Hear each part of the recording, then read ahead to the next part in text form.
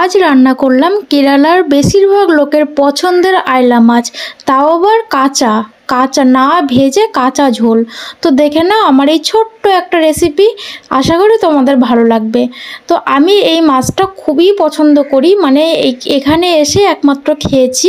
আমাদের ওই সাইডে কোনোদিনও আমি পাইনি, আমাদের বাংলার দিকে মানে কোনোদিনও আমি পাইনি।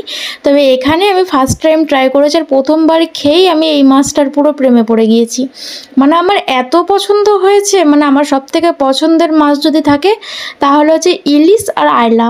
তো এখানে এই মাছটাকে আইলাই বলে, আর কোথায় কী নাম আমি ঠিক জানি না।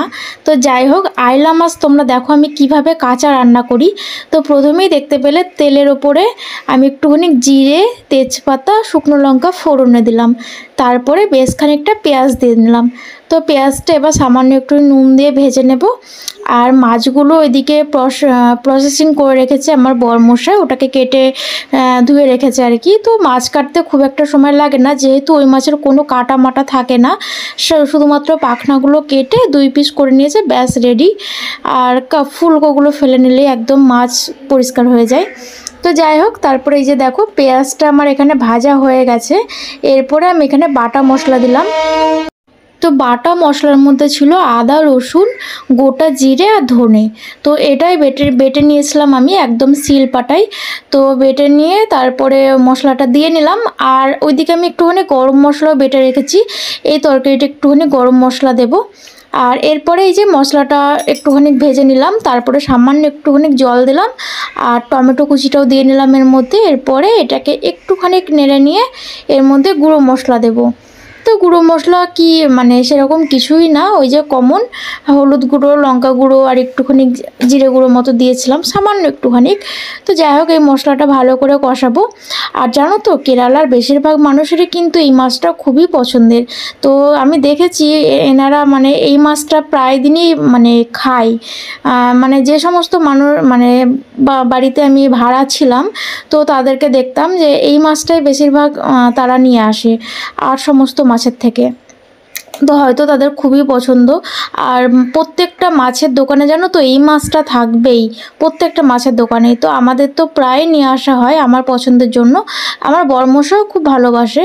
তো এই মাছটাতে জানো তো খুব একটা কাটাও থাকে না, মানে এক কাটার মাছ, খুবই ভালো লাগে খেতে। তো দেখো আমি এখানে মশলাটা ভালো করে কষিয়ে নিয়ে জল দিয়ে ঝোল করে নিয়েছি। এরপরে কাঁচা কাঁচা মাছগুলো এটার মধ্যে বসিয়ে দিচ্ছি। তো এরপরে মাছটা এই ঝোলের মধ্যে সেদ্ধ হয়ে গেলে ব্যাস গরম মশলা দিয়ে নামিয়ে নেব। আমার মাছ রান্না একদম রেডি। আর মিডিলে একবার উল্টে দেব। আর মাছটার পেটে জানো তো আজকে একদম ভরপুর পরিমাণে তেল ছিল। তো মাছটা তো খুবই সুন্দর লেগেছিলো খেতে, মানে কি বলবো, এই মাছটা তোমরাও যদি একবার খাও তোমাদের নিশ্চয়ই অনেকটা খারাপ লাগবে যে হ্যাঁ কাঁচা মাছ এভাবে কীভাবে খায়।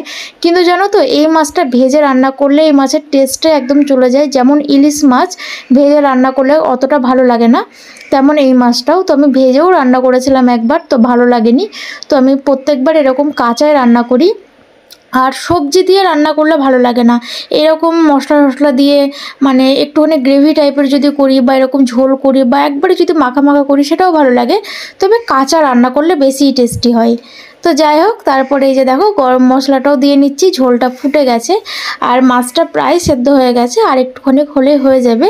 তো গরম ভাতের সঙ্গে তো এই মাছটা আমার খুবই পছন্দের।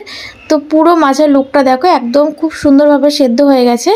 আর আমি কিন্তু এরকম ঝোল ঝোলই রেখেছি, যেহেতু আমরা দুজনে এরকম ঝোল একটু পছন্দ করি। তো যাই হোক, আজকের মতো ভিডিওটা এই পর্যন্তই। কেমন লাগলো জানাবে।